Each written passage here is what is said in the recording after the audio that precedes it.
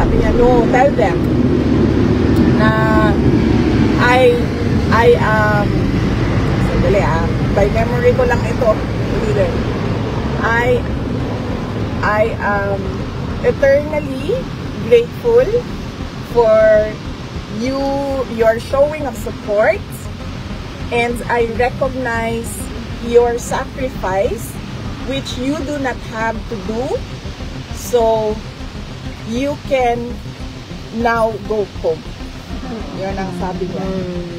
No, we're not going home here. We stay here. Correct. Uwi ba tayo? Hindi. Hanggang sa dulo po, ma'am. Hanggang sa dulo. Meron bang iwanan? Wala! How are you today, my beautiful Vice President? Okay lang, ocular inspection ako. Saan dito ang pwede natin i-donate as pocket part? Kailangan din namin ng ma'am, toilet. Yung toilet, ma'am, ang iniisip namin na bibili kami ng toilet, ambag-ambagan namin, tapos magkuha na lang kami ng cleaning company every 2 weeks sa isang buwan para maglinis. Pero wait. Sorry. Meron ditong foreigner na bumili ng caravan para ng toilet. Oh. Ito na, ma'am. 3 days. Sila yung bumili ng caravan para may toilet yung taong bahay. Yan yung caravan. From Europe, medyo not-cut. Pero ang problema kasi dito na po si Bibi Sara at saka si Mayor Baste. Lahat po ng buong Pilipinas nag-aabang sa latest balita kay Tatay Digong. Kamusta naman po ang bisita nyo kay Tatay Digong? Opo, so on time kami ngayon. Na-consume namin yung allowed, no, na 1 hour and 30 minutes. At ito yung second visit for the week. Ang susunod na visit ay sa Thursday. So napapasalamat kami sa ICC Detention Unit dahil in-approve nila yung request namin na madagdagan sana yung mga araw na pwedeng magbisita kay dating Pangulong Rodrigo Duterte. Ang pagkakaalala ko, ang allowed na ngayon is Tuesday, Wednesday, and Friday na mga bisita. So, papasalamat kami doon. At, well, dinanong namin siya kanina kung kamusta ang kain. Sabi niya na, wag mo kamustahin ang kain ko. Sabi niya, i-update mo ako sa kaso. So, in-update ko siya, in-update namin siya sa kaso according to sa kung ano lang allowed, no? Sa amin na non-lawyers niya sa ICC na pwedeng sabihin sa kanya. So, yun ang unang pinag-usapan. And then, nag-usap din kami about family. Kung kamusta na ang mga family members, nagkamusta siya kay kuya namin.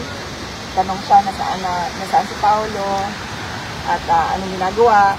At ang sumunod ay nag-mention siya about Kitty. Na ipinakita daw sa kanya ng mga lawyers kasi allowed siya, no, na ipakita yung mga messages natin lahat, na i-upload ng lawyer yon at ipakita sa kanya. So nakita niya daw yung billboard ni Kitty sa Manila. Meron daw billboard si Kitty sa Manila. So na-mention niya yun, and he was proud of it. And nagtanong siya sa mama ko, nagtanong siya kung kilala ba daw ng mama ko si Anilet. Sumagot din ang mama ko na hindi niya daw kilala si Anilet.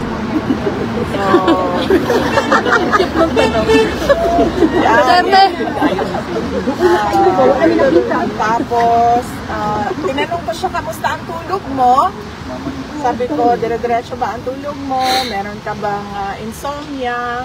Sabi niya, wala naman akong insomnia. Minsan lang hindi ako makatulog dahil sa kakaisip sa nanay mo. Grabe talaga, no? yung ano niya, Mga banat. yung kanyang, hindi pa rin nawawala yung kanyang pambola sa mga magagandang babae. What else about family? Tinanong niya si Mira. No, sabi ko, okay naman si Mira. Nakatanggap ako ng video galing kay Mira nung nandun si Kitty. Si Mira po yung bata na nakita niyo kasama ni Kitty. Si Mira. And then we talked about Suling, yung anak ni Baste. At sinabi namin sa kanya na kapag nagsama yung dalawa, si Mira at si Suling, ay parang merong powerhouse of mga taratitat na mga babae na mga future strong women of the Philippines. At ano pa ba about family? Yun lang naman yun about family. And then yung update sa case, na-update siya sa case, update sa elections, tapos na yun, na alam na niya yun. Tinanong ko siya kung ano ang message niya. Sabi ko, araw-araw may naghihintay sa labas, nagpapakita ng suporta sa iyo. At tinanong ko siya, sabi ko, may gusto ka ba na message sa kanya? And then, ingon niya in Bisaya nga, tindog lang mo din ha, antod sa kahangturan. But then, alam namin lahat na joke yon. And then sabi niya, no, tell them na sandali by memory ko lang ito, I am eternally grateful for your showing of support, and I recognize your sacrifice which you do not have to do, so you can now go home. Yun ang sabi niya. No, we're not going home. We stay here. Correct. Uwi po tayo. Hindi! Hanggang sa dulo po, ma'am. Hanggang sa dulo. Meron bang iwanan? So dito usually po ba pag nag-visit kayo kay PRRD, nasaan po? Sa room or sa dining table, sa garden? Paano po ba? Meron kaming special room doon sa visiting area dahil yun ang binibigay sa amin na na space. Oo, space. Hindi kami sa common area. Doon kami sa special room. May binalita ba kayo sa kanya na national news? At ano naging reaction ni Tatay Digong sa mga national news na pinagay sa kanya? Wala kaming pinag-usapan na national news. Well, napag-usapan namin yung May 31. Nasaan tayo lahat? Yes.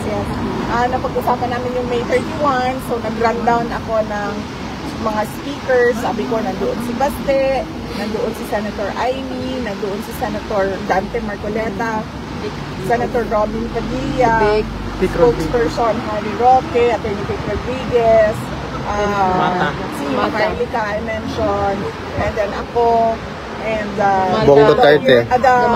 Yes, Richard Mata, and the American Malcolm Conlon. And also Bong. American guest, si Malcolm. So sabi ko, we have 10 speakers, at madami ang pumunta, at madami ang nagpakita ng suporta, at madami ang nalasing. Wow!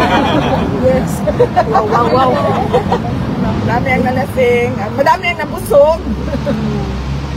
Sobrang dami ng pagkain din, madami ang nabusog, at madami ang mixed feelings dahil nakakalungkot na nagsama-sama tayo dahil nakakulong si Pangulong Duterte, pero sobrang saya dahil nakikita mo yung pagkakaisa ng sobrang daming Pilipino for a single cause. And that is requesting ICC to send PRRD home. Yes.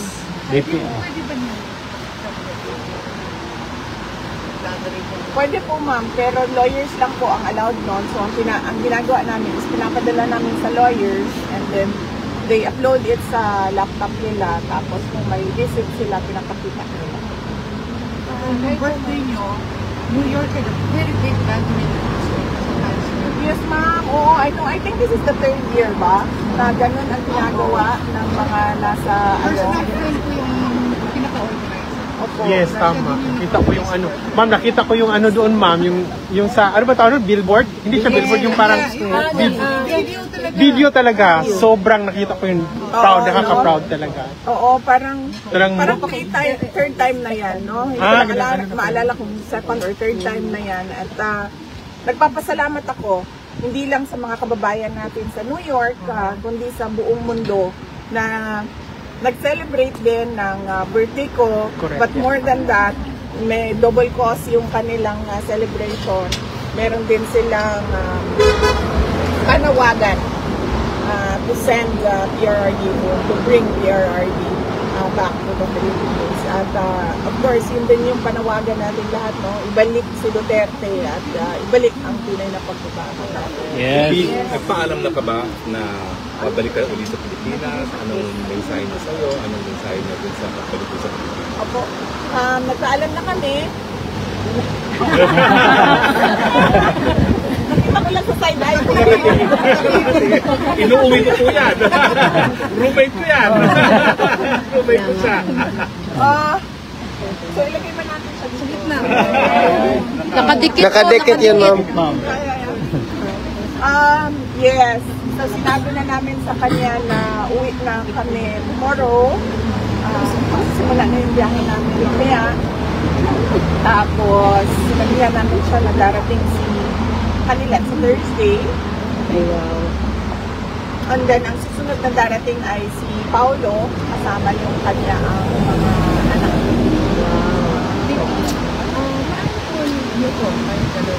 I-reassure ang Pangulo para magkaroon siya ng hope na sooner makalabas na talaga siya dyan. As far as allowed sa amin ng mga lawyers na wala kaming privilege communication, sinasabi namin sa kanya yung alam na ng lahat, no? Public knowledge na nag-file ng pag-ibig ng jurisdiction at ngayon ay merong provision sa long statute and interim release na pinagtrabaho din. And then one of the discussions as well was the response law to go through the Dutch law, which he said, okay, he explored that. And then sabi ko, I can do that while I'm talking to the police na online na lang yung pagkaasigaso. At, well yun ma'am. Kung ano yung alam na ng lahat, yun lang din yung sinasabi namin para hindi wala kaming At yung bago yung sa Domestic remedy. Oo. Well, unfortunately, dahil paalis na si VP, no? Last question siguro si Mayor Baste. Ano pong feeling nyo dito sa bisita nyo, pangalawang bisita nyo kita tayo dito? Mas magaan kasi okay naman siya. Okay naman. Yun lang, matanda na nga. Nasabi ka lang kahapon. Walang bago.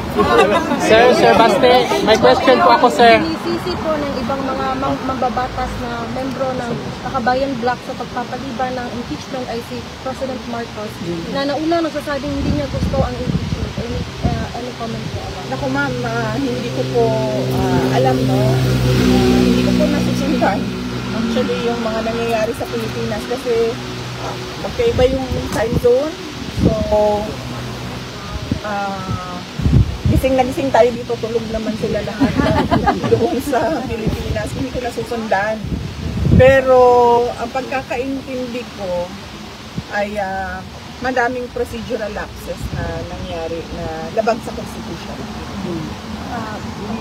May naamoy daw po na ang ilan sa nagsulong na impeachment niyo sa ginawang pagpapaliban ng Senado sa impeachment proceedings, may mga nagsasabing na allegedly may pinoprotektahan at pinatatakutan daw po si Senate President Escudero. Well, sa pagkakilala ko naman kay Senate President Cheese Escudero ay hindi natatakot yon. In fact, isa siya sa mga, kasama ba siya sa Spice Boys? Hindi, pero impeachment in GSP. Yes. Oh yes, there was a group called Spice Boys at the time sa House of Representatives, diba? Yung mga matatapang na mga bata. Oo, mga batang congressman. Parang kasali siya doon. But sa impeachment po, siya yung minority floor leader. Yeah, so During the anyway, time of Jim. yes, we do not remember him na, I do not know him na natatakot ng klase na politiko.